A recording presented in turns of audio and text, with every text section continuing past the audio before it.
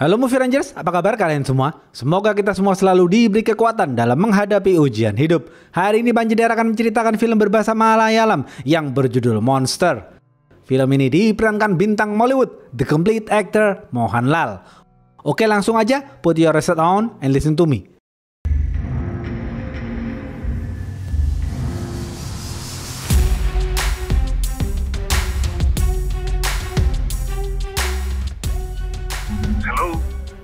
Pemeran-pemeran film ini antara lain, Lucky adalah penumpang taksi, Bamini adalah supir taksi online, Chandra adalah suami Bamini, Durga adalah seorang babysitter.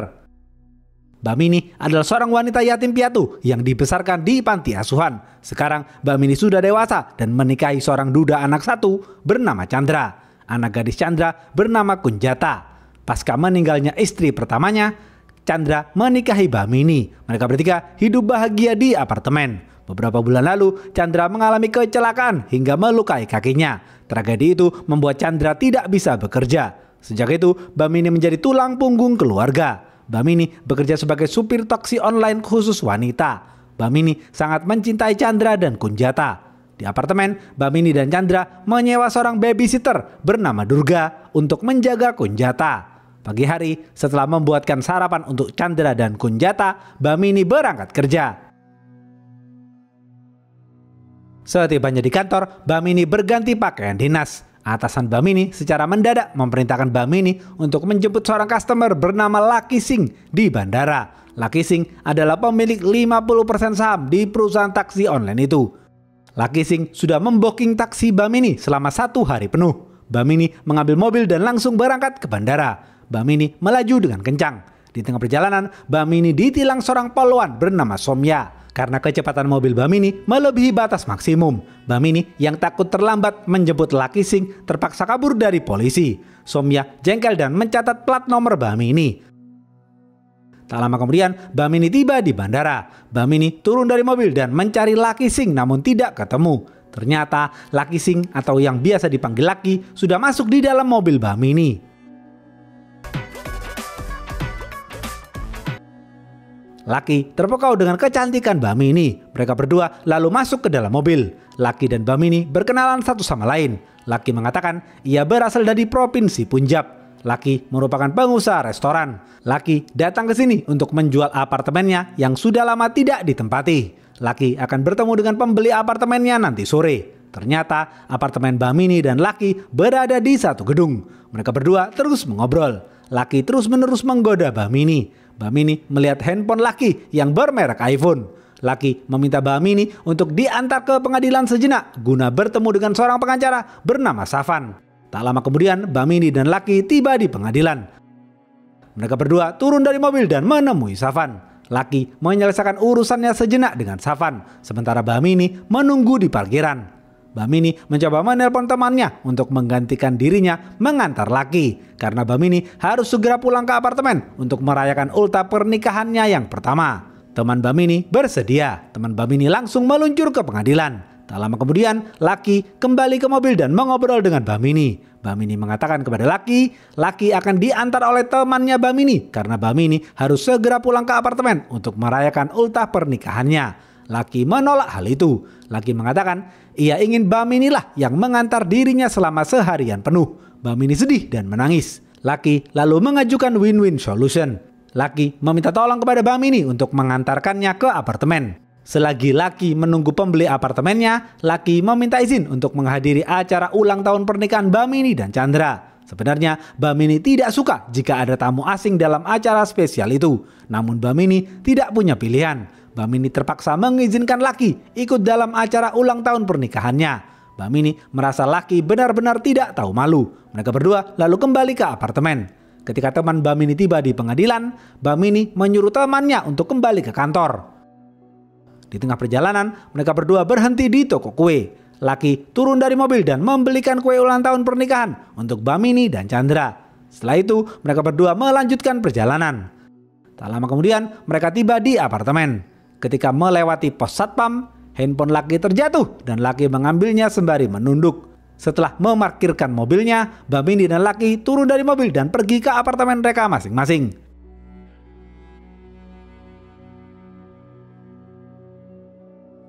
Bhamini masuk ke dalam apartemennya. Kunjata menyambut Bhamini sembari meminta es krim. Bhamini bercerita tentang Lucky kepada Chandra.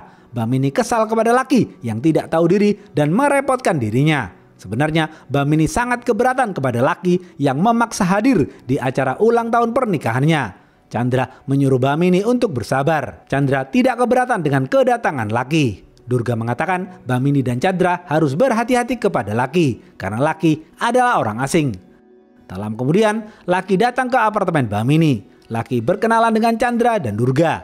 Chandra menyambut baik kedatangan Lucky, sedangkan Durga tidak suka dengan kedatangan Lucky.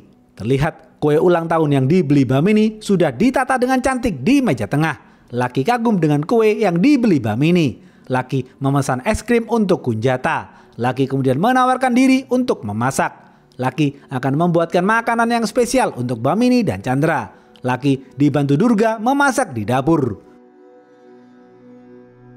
Sembari memasak, Lucky dan Chandra mengobrol. Chandra memberitahu Lucky bahwa Kunjata adalah putri kandungnya dan pernikahannya dengan Bhamini adalah pernikahannya yang kedua.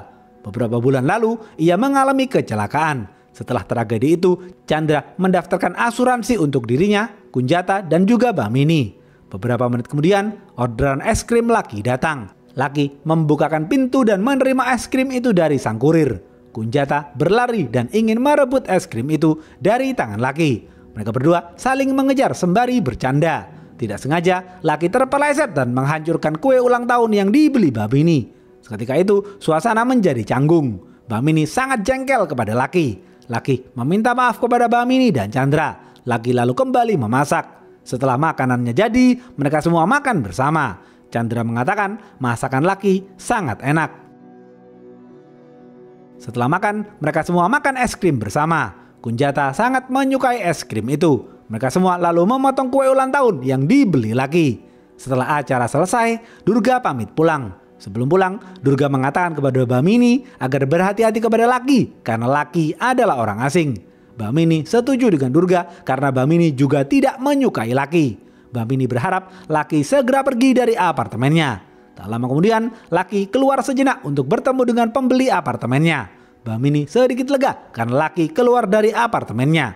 Bhamini mengatakan kepada Chandra ia tidak suka dengan sikap Lucky. Bhamini juga jengkel karena kue yang sudah ia beli dihancurkan oleh Lucky. Chandra mengatakan agar Bhamini bersabar karena Lucky tidak sengaja menghancurkan kuenya. Chandra ingin mencairkan suasana dengan mengajak Bhamini berfoto. Chandra, Bhamini, dan Kunjata lalu selfie bersama. Tak lama kemudian, Lucky kembali ke apartemen Bhamini dan membawa uang hasil penjualan apartemennya. Lucky meminta tolong kepada Bhamini untuk memberikan sebagian uangnya kepada Savan. Bhamini patuh dan langsung pergi ke pengadilan, sedangkan Lucky pergi sendiri ke suatu tempat.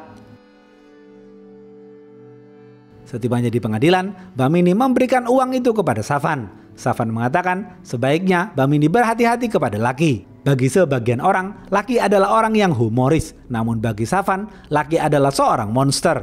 Bhamini lalu kembali pulang. Di saat yang bersamaan, hujan turun dengan deras. Lucky kembali ke apartemen Bhamini untuk menumpang buang air kecil. Chandra mempersilahkan Lucky masuk ke kamar mandinya. Di dalam kamar mandi, terlihat Lucky memakai sarung tangan dan mengeluarkan pistol. Lucky kemudian keluar dari kamar mandi dan menodongkan pistol kepada Chandra. Sembari menodongkan pistol, Lucky juga merekam hal itu menggunakan handphonenya. Chandra kaget dan menyuruh Lucky menjatuhkan pistolnya. Lucky langsung menembaki dada Chandra hingga tewas.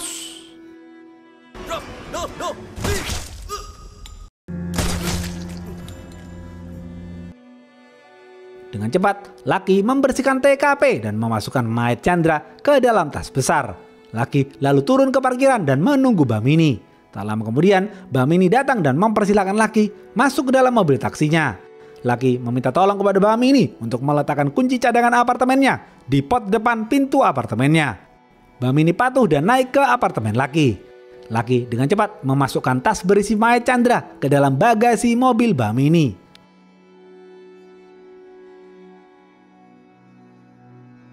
Tak lama kemudian, Bhamini muncul dan masuk ke dalam mobil. Bhamini lalu mengantar Lucky ke bandara. Terlihat jalanan sedang macet karena terjadi kecelakaan mobil. Bhamini kemudian belok kanan dan menerobos kemacetan itu. Kebetulan Soumya berada di sana. Soumya melihat plat nomor mobil Bhamini. Somya jengkel karena lagi-lagi mobil taksi Bamini menerobos jalan.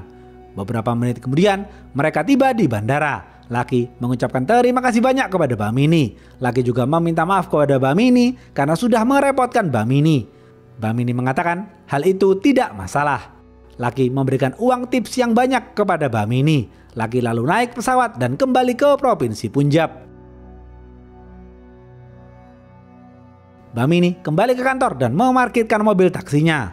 Setelah itu, Bamini pulang menggunakan motornya. Setibanya di apartemen, Bamini bingung karena Chandra dan Kunjata tidak berada di sana. Bamini panik dan menelpon pihak keamanan apartemen dan teman-teman kerjanya. Bamini juga menelpon Durga. Mereka semua sudah mencari Chandra dan Kunjata kemana-mana, namun tidak menemukannya. Teman-teman Bamini menyarankan agar Bamini melaporkan hal ini kepada polisi. Bamini menangis dan memeluk Durga. Akhirnya Bamini melaporkan hal ini kepada polisi. Di kantor polisi, Somya melihat Bamini. Somya memberitahu atasannya bahwa Bamini lah yang waktu itu lari dari razia polisi. Besok pagi, Kapolda turun tangan dan pergi ke apartemen Bamini. Kapolda lalu membawa Bamini ke kantor taksinya. Di sana, kepolisian menunjukkan tas yang berisi mayat Chandra kepada Bamini. Bamini kaget dan menangis terseduh-seduh. Bamini lalu dibawa ke kantor polisi. Atasan Somya mengatakan kepada Kapolda bahwa Bamini menggunakan mobil itu kabur dari razia polisi. Bamini juga kepergok terburu-buru ketika ada kemacetan. Kapolda yakin Bamini lah yang membunuh Chandra. Atasan Somya diperintahkan menggeledah apartemen Bamini. Di sana, kepolisian menemukan handphone bermerek iPhone dan sebuah pistol. Kepolisian yakin pistol itu yang digunakan Bamini untuk membunuh Chandra. Di kantor polisi, kepolisian terus menginterogasi Bamini. Kepolisian menunjukkan video detik-detik sebelum Chandra ditembak mati. Kepolisian mendesak Bamini agar segera mengaku, namun Bamini ngotot ia tidak membunuh Chandra. Bamini juga tidak tahu di mana Kunjata. Bamini tidak tahu siapa yang membunuh Chandra. Di satu sisi, kepolisian percaya dengan bahasa tubuh Bamini yang terlihat tidak bersalah. Namun di sisi lain, semua bukti membuktikan bahwa Bamini bersalah. Kepolisian bingung harus bagaimana. Tiba-tiba Bamini teringat kemarin ia mempersilahkan orang asing bernama Laki masuk ke dalam apartemennya. Bamini juga baru sadar handphone yang ditemukan polisi adalah handphone Laki. Bamini yakin Laki lah pelakunya. Bamini memberitahu hal itu kepada polisi. Kepolisian lalu melihat CCTV apartemen. Kepolisian juga menginterogasi satpam dan pihak pengelola apartemen. Mereka semua tidak pernah ada yang melihat Laki. Satpam mengatakan ketika Bamini melewati pos satpam, Bamini terlihat sendirian menyetir mobil. Kepolisian mendesak Bamini agar tidak membuat drama dan segera mengaku. Bamini tetap ngotot, ia tidak membunuh Chandra. Bamini lalu teringat Durga pasti melihat Laki. Kepolisian langsung memanggil Durga dan menginterogasi Durga. Durga menceritakan pertemuannya dengan Laki. Kepolisian mendapatkan analisa sementara bahwa hanya Bamini dan Durga yang melihat Laki. Sedangkan rekaman CCTV, satpam, dan pihak pengelola apartemen tidak melihat Laki. Kepolisian bingung harus bagaimana. Tiba-tiba Bamini teringat ia dan Laki sempat menemui pengacara bernama Safan. Bamini memberitahu hal itu kepada polisi. Kepolisian langsung memanggil Safan ke kantor polisi. Namun, ketika Safan tiba di kantor polisi, Bamini kaget karena bukan Safan itu yang ia temui. Bamini baru sadar ia sudah ditipu Laki. Kepolisian semakin tidak percaya dengan Bamini.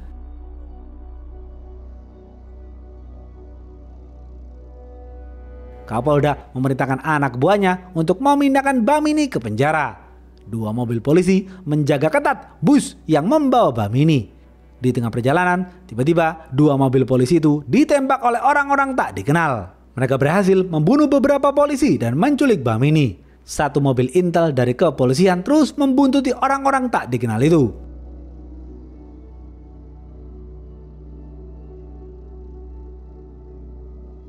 Ternyata Bamini adalah seorang mafia. Ceder. Orang-orang tak dikenal itu adalah preman bayaran yang ditugaskan menyelamatkan Bamini. Bamini kembali ke markasnya. Bamini akan balas dendam kepada Laki yang sudah menjebak dirinya. Tak lama kemudian, Laki datang ke markas Bamini. Laki langsung menghajar para preman bayaran itu.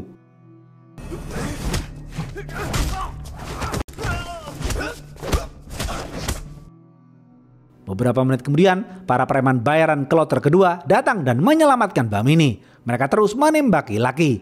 Lucky membalas dan melumpuhkan satu preman itu, namun Bamini berhasil kabur melarikan diri.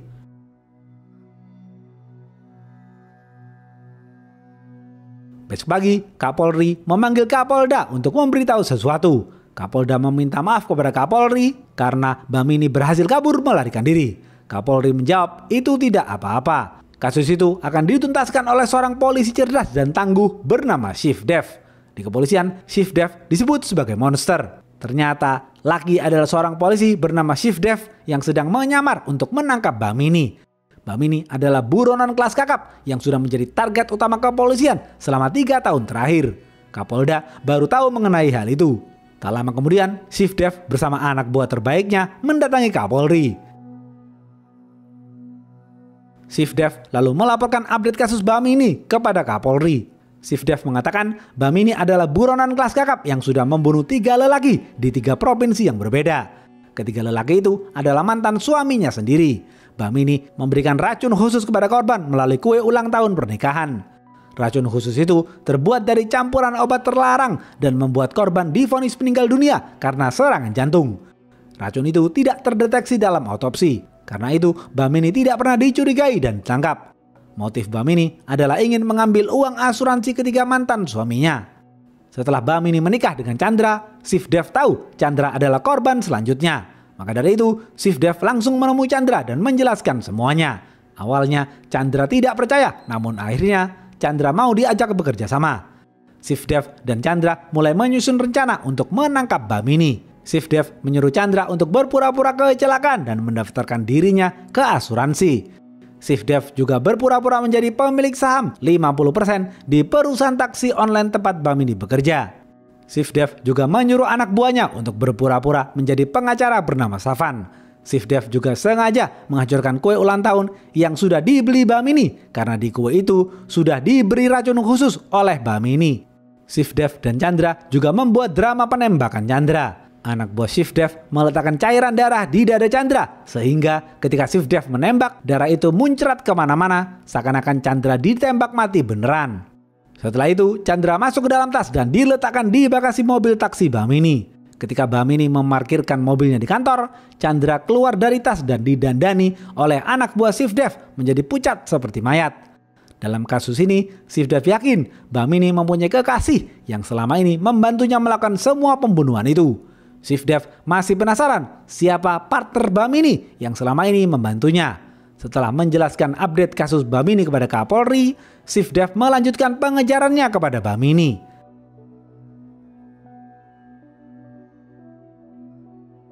Chief Dev sudah tahu di mana lokasi persembunyian Bamini.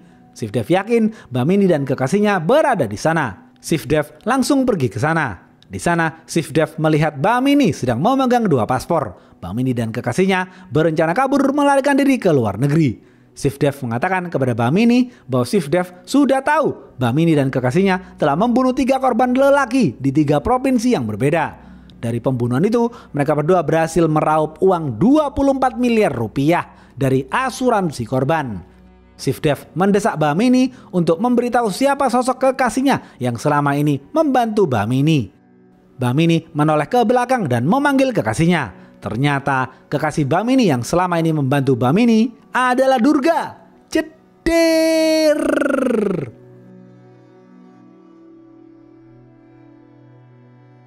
Chief Dev kaget, ternyata Durga lah yang selama ini membantu Bamini.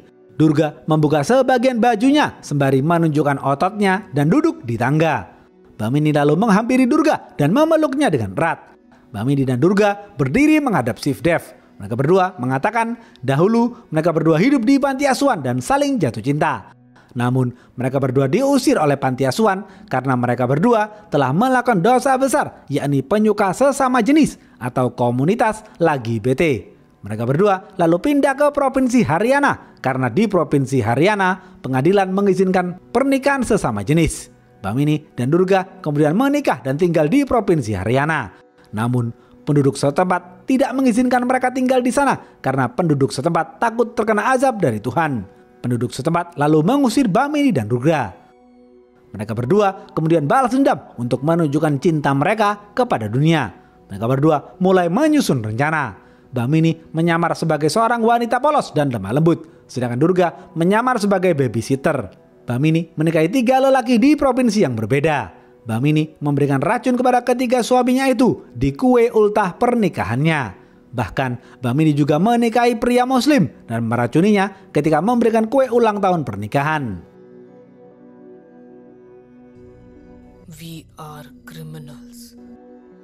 Durga lalu maju dan menghajar Shivdev. Mereka berdua terlibat baku hantam. Durga berhasil menendang Shivdev hingga jatuh tersungkur. Shivdev terus berusaha melawan, namun Shivdev tidak bisa mengalahkan Durga. Durga berhasil membuat Shivdev lemas tak berdaya. Shivdev kemudian diikat di kursi. Durga menyiapkan suntikan racun khusus untuk Shivdev. Tiba-tiba Shivdev tertawa dan mengatakan terima kasih. Bhamini dan Durga bingung mengapa Shivdev mengatakan terima kasih. Ketika Durga akan menyuntikkan racun itu, Shivdev langsung menendang tangan Durga. Mereka berdua terlibat baku hantam yang sengit. Bhamini yang tidak bisa bertarung dihajar dengan mudah oleh Shivdev hingga jatuh pingsan. Durga emosi melihat kekasihnya jatuh pingsan. Shivdev terus menghajar Durga. Shivdev akhirnya melepaskan ikatan tali di kursinya. Shivdev bangkit berdiri dan terus menghajar Durga. Durga mengambil senapan dan menembaki Shivdev. Shivdev berhasil menghindar. Shivdev kemudian meloncat ke atas tangga dan membuang senapan Durga. Shivdev kemudian menendang Durga hingga jatuh tersungkur. Shivdev mengatakan kepada Durga, "Kalian berdua tidak melakukan semua ini atas nama cinta. Kalian berdua melakukan semua ini atas nama uang. Kalian berdua tidak berhak dimaafkan. Kalian berdua adalah pembunuh dan harus dihukum." Shivdev langsung menendang Durga hingga jatuh ke bawah.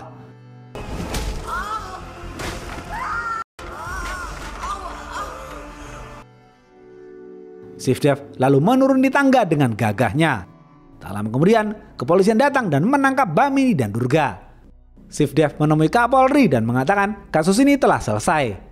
Kapolri mengapresiasi kerja keras dan kerja cerdas Shivdev. Shivdev berjalan keluar gedung dan menggendong Kunjata. Habis. Apa pesan dari film ini? Manusia berbeda dengan binatang. Manusia dianugerahi Tuhan akal dan nafsu, sedangkan binatang hanya dianugerahi nafsu. Akal manusia digunakan untuk berpikir. Dengan akal itu, manusia harus bisa membedakan mana yang baik dan mana yang buruk. Karena itu, sebagai manusia, kita harus menuntun nafsu kita ke arah yang baik sesuai dengan fitrah kita. Jika tidak, hidup kita akan terjerumus pada jurang kesesatan. Oke, segitu aja video kali ini. Stay watching and see you.